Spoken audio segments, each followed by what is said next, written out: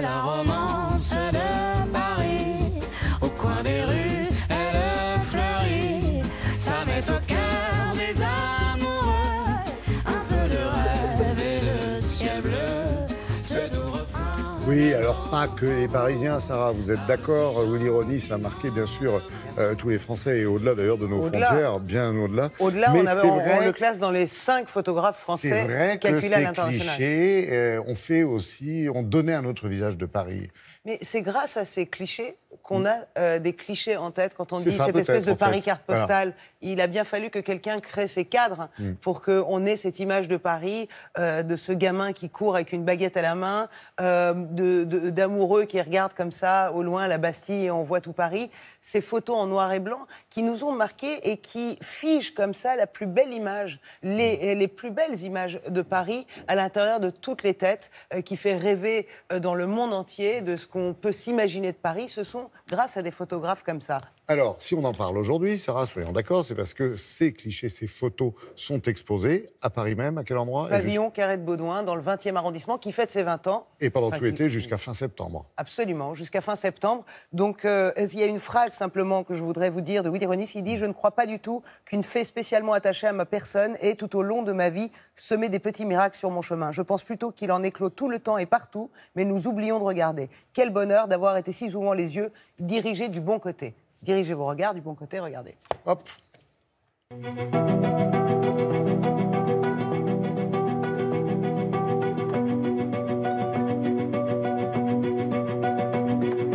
Willy Ronis, c'est l'une des figures majeures de ce qu'on a appelé la photographie humaniste.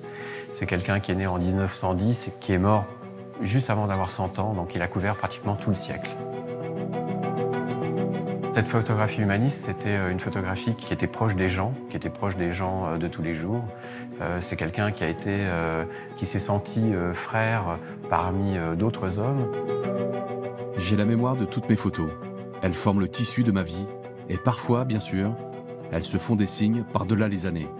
Elles se répondent, elles conversent, elles tissent des secrets. Willy Ronis.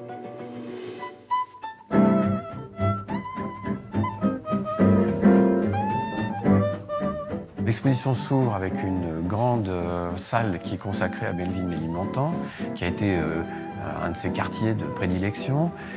Il l'a découvert par un ami de sa femme qui lui a dit « Écoute, il faut absolument que tu ailles voir le quartier dans lequel j'habite, c'est formidable. » Et Willy a pris sa moto une fois avec Marianne, sa femme, est venue en haut de la rue de Ménilmontant, exactement là où nous nous trouvons. Ce qui est extraordinaire, c'est de pouvoir avoir cette exposition ici.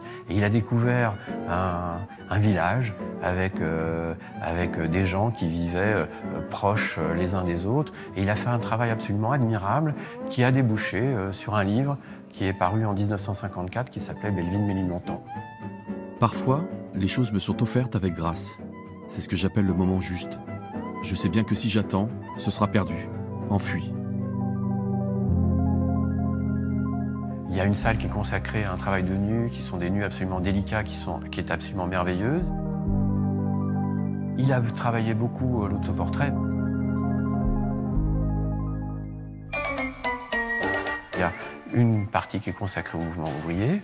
Ses premières photos en tant que photographe professionnel, il les a faites pour le 14 juillet 1936, donc c'est le moment du Front populaire. Et ensuite, Willy a été quelqu'un d'extrêmement concerné, engagé. Il a été communiste pendant toute sa vie. Que l'on touche à la liberté et Paris se met en colère. Il y a une immense partie qui est consacrée à Paris, parce que Paris, c'était sa ville.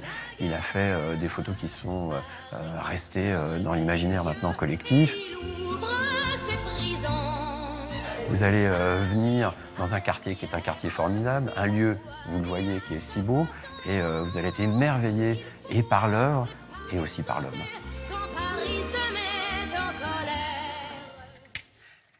Pour moi, je ne sais pas si je me trompe, Sarah, mais Ronis, pour moi, c'est celui qui nous montre le mieux le peuple de France de façon générale.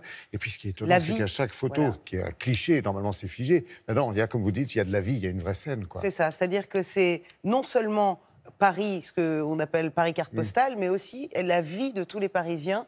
Il a montré ça comme personne parce qu'il avait cette passion pour cette ville et cet amour pour les gens et leur vie, leur quotidien. Le quotidien, c'était vraiment, il a zoomé là-dessus, toute sa vie consacrée au quotidien des gens. Alors, ce qui est marrant, c'est qu'on disait avec Fred, c'est que c'est aussi cette image-là est figée dans nos têtes grâce à des chansons, des auteurs formidables qui ont comme ça mémoriel. Oui, c'est vrai. Ouais, vous avez raison. Donc les Ménilmontant, les Belleville, les voix comme ça, ces petites musiques, ça va très bien avec les photos de Willy Ronis jusqu'au 28 septembre, pavillon Carré de Baudouin. Et je vous embrasse, c'est rue Ménilmontant. Ok, vous avez bien fait de le signaler. C'est vrai, chaque photo est un film en fait. Merci beaucoup, Sarah. Merci Fred pour les précisions.